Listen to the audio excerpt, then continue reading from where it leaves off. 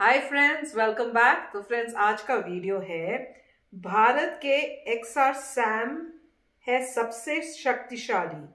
क्या अब भी S-400 की जरूरत? अरे वाह, देखते हैं फिर कि जरूरत है कि नहीं। मुझे तो लगता है मोस्ट प्रॉब्ली कहेंगे कि नहीं है, तो देखते हैं कितना राइट हूं मैं।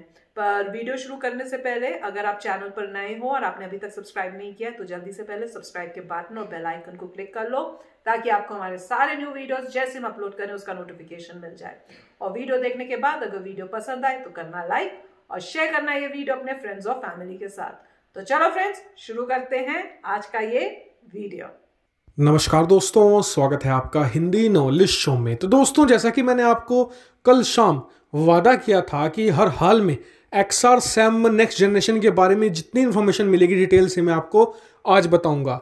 तो इस वीडियो में मैंने सारी रात जो नॉलेज इकट्ठा करी है वो आपको बताने वाला हूं कि क्या क्या इसकी खासियत होंगी, क्यों इतना खूंखार है, और साथ ही भी बात करेंगे कि क्या भारत को अब S-400 की जरूरत है या नहीं है। तो दोस्तों, जैसे कि मैंने आपको कल बताया था कि XR SAM पर अब सरकार और DRDO बहुत ज़्यादा सख्त हो गए हैं।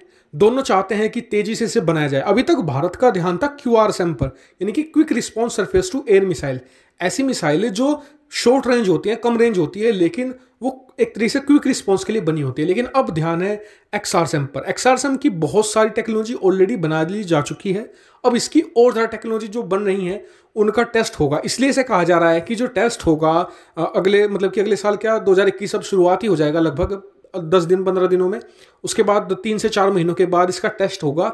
ऑलमोस्ट जो खबर आई है कि अप्रैल या मई में इसके टेस्ट हो सकते हैं। डेवलपमेंटल और इंजीनियरिंग ट्रायल्स के शुरू होंगे, मतलब कि इसमें जो टेक्नोलॉजी इसमें लगने वाली है XR SAM में नई वाली, उनके टेस्ट स्टार्ट हो जाएंगे और फिर इसे XR SAM में इंटीग्रेट कर दिया जाएगा। और इस चीज में इस बार जो टेस्ट में 3 पहलुओं पर खास ध्यान है DRDO का और भारत सरकार का भी। एक तो इसकी एक्यूरेसी को और शार्प किया जाए। दूसरा, इसे जो स्टेल्थ टारगेट होते हैं, जैसे कि चीन का J-20 है, अमेरिका का F-35 है, ये स्टेल्थ होते हैं, यानी कि रडार की पकड़ में आसानी से नहीं आते हैं, उन्हें भी मारकर ये गिरा सके। तीसरी बात, सी सीकिंग मिसाइलों पर भी जोर है, यानी कि भारत अपने कोस्टल लाइन पर भी इन्हें तैनात करना चाहता है, क्योंकि चीनी पनडुब्बियों का भारतीय हिंद महासागर में घुसना अब आम बात हो गई है। वो हमारे हिंद महासागर में अपने जो शिप्स हैं, नेवी शिप्स हैं, उन्हें लगातार घुमाते रहते हैं।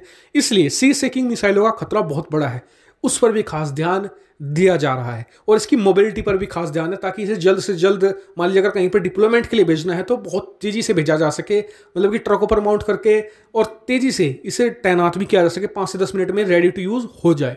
इन चीज़ों को ध्यान में रखकर इसमें नई टेक्नोलॉजी इंटीग्रेट की जाएगी। इसीलिए XR SAM नहीं, इसे XR SAM नेक्स्ट जनरेशन माना जा रहा है। और इसकी प्रगति से भारत सरकार बहुत खुश है।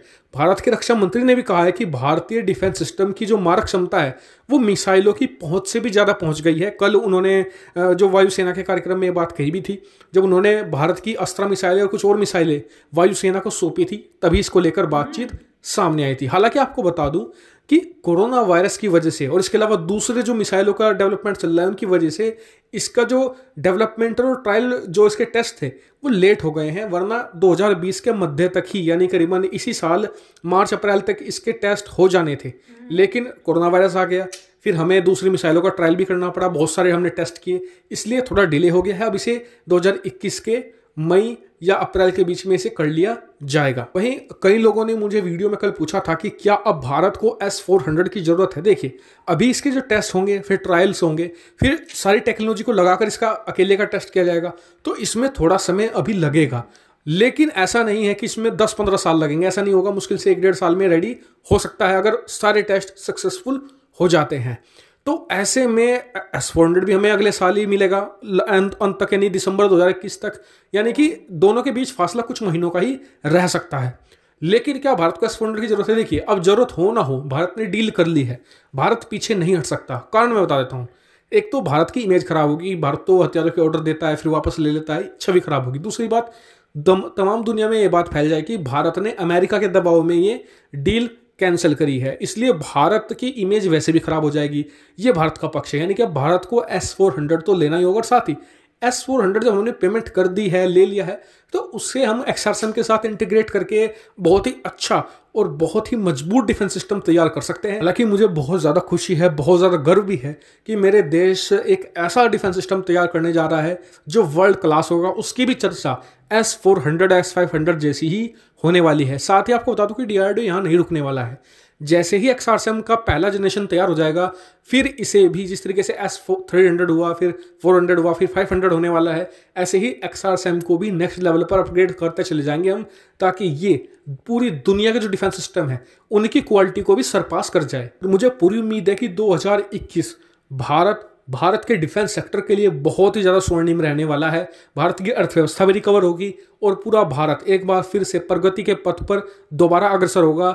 जिस कोरोना वायरस ने हमें रोका था, उसी कोरोना वायरस को हम बीट करके फिर तेजी से आगे बढ़ेंगे। तो फ्रेंड्स, न्यूज़ तो बहुत अच्छी है और मेरा जो मैंने बोला था वो तो गलत निकला, क्योंकि मुझे लगा शायद रेडी हो गया, पर अभी रेडी नहीं है। तो ऑब्वियसली अभी टेस्टिंग होगी, फिर उसके रिजल्ट के ऊपर डिपेंड करेगा। तो उस टाइम तक थोड़ी कोई तब तक वेट कर सकते हैं। और कह रहे हैं जैसे डील हो चुकी है, पैसे भी दे चुके हैं, तो ऑब्वियसली एक बार आपने पैसे दे दिए, डील कर ली, तो आप पीछे तो हट ही नहीं सकते। वो तो बिजनेस में भी कोई नहीं करेगा। अगर आप करोगे तो आपकी बैड रेपुटेशन होगी, आपको कोई बिलीव नहीं करेगा, वो कहेंगे कि ये तो कुछ भी करते हैं, कुछ ऐसा बात, हम इनसे डील नहीं करेंगे। तो जहां डील करी है तो फिर ऑब्वियसली वो तो लेना ही है। और बल्कि अच्छा है कि और वेपन्स आएंगे, उसको भी स्टडी करके आप मेरे ख्याल से और नॉलेज गेन कर सकते हो और अपने भी वेपन्स शायद बेटर करने का एक और मौका भी मिल जाएगा। पर न्यूज़ काफ़ी अच्छी है और जैसे वो बता रहे हैं कि कितने दिन रात मेहनत करके इतनी सारे टेस्ट हो रहे हैं, मिसाइल्स बन रहे हैं, वेपन की इतनी सारी चीज़ें बन रही हैं। तो क्या करें, आज का टाइम ही ऐसा है कि करना पड़ रहा है कंट्री को, और कंट्री कर रही है, ये अच्छी बात है। तो काफ़ी अच्छा था वीडियो। और इसमें मैं यही कहूँगा कि जो कुछ क्लिप्स थे मेरे ख्याल से वो S-400 के थे, XRSAM के शायद क्लिप्स नहीं थे, क्योंकि आपको वहाँ पे गोरे लोग नज़र आ रहे थे। ऑफकोर्स XRSAM अगर हमारा है तो वहाँ गोरे लोग आपको नज़र नहीं आ सकते। तो मेरे ख्याल से वो क्लिप्स S-400 के थे। और काफ़ी इसमें क्लिप्स थे जो काफ़ी पॉपुलर हैं, काफ़ी वीडियोस में नज़र आ रहे हैं कि एक के बाद एक मिसाइल फट रहे हैं, पता नहीं कौन से मिसाइल है, कहाँ के हैं, बट ठीक है, आपने आइडिया दिया है। और इसमें पॉइंट जो था सिर्फ सिंपल था कि डील हो चुकी है S-400 की, तो आप बैकआउट नहीं कर सकते। अगर आपने पैसा दे दिया है तब तो इम्पॉसिबल है बैकआउट करने का। अगर आपने किसी को पैसा दे दिया तो वापस तो पैसा आ नहीं सकता। तो ये तो डिबेट की बात ही नहीं है। डिबेट की बात तो तब आती है अगर आप सोच रहे हो कि क्या मैं पैसा दूं या नहीं दूं। अगर पेमेंट हो चुकी है तब क्या इसमें बात आई कि S-400 को वापस ले सकते नहीं ले सकते हो, तो पेमेंट हो गई है। और दूसरी बात ये है, अगर आप इंडिया डिसाइड भी करता कि नहीं हम आगे जाते, तो पॉइंट ये होता कि इंडिया देख रहा है सोच समझ के कि अभी किस चीज़ की ज़रूरत है। जब XRSAM रेडी नहीं है तो आपको S-400 तो लेना ही पड़ेगा। चाइना से अभी कॉन्फ्लिक्ट को काउंटर करने के लिए तो ये सब चीज़ें हो रही है, जो इतनी DRDO थी, जल्दी से मिसाइल टेस्ट हो रहे हैं। जब हमने पीछे एक वीडियो किया था, 1 महीने में मेरे ख्याल से 10 मिसाइल का टेस्ट हुआ है, तो वो सब चीज़ें चाइना के रिस्पॉन्स में हो रही हैं। तो S-400 तो आना ही था, और XRSAM आ जाएगा तो बहुत अच्छी होगी। मगर XRSAM की फुटेज हम देखना चाहेंगे जहाँ पे हमें इंडियंस दिखें ऑपरेट करते हुए, तो और भी अच्छा लगेगा। और जैसे कह रहे हैं कि अभी उसकी टेस्टिंग होनी बाकी है, कोरोना वायरस की वजह से सब काम रुक गया था। तो डेफिनेटली मेरे ख्याल से इंडिया जो है आत्मनिर्भर भारत के तहत जो है अब सब कुछ खुद ही प्रोड्यूस करिए, खुद ही बनाने की कोशिश कर रही है। ऑफ कोर्स अगर आप अभी शुरू करें इसको समय लगेगा, 5 साल दीजिए, 5 साल के बाद मोस्टली सभी जितनी भी डेवलपमेंट इंडिजिनस हो जाएगी, रिसर्च एंड डेवलपमेंट इंक्रीज हो जाएगी, तो वो बहुत अच्छी बात है। XRSAM अगर कामयाब होता है, उसकी बहुत टाइम भी लगेगा टेस्टिंग के लिए, क्योंकि आप रिस्क नहीं ले सकते।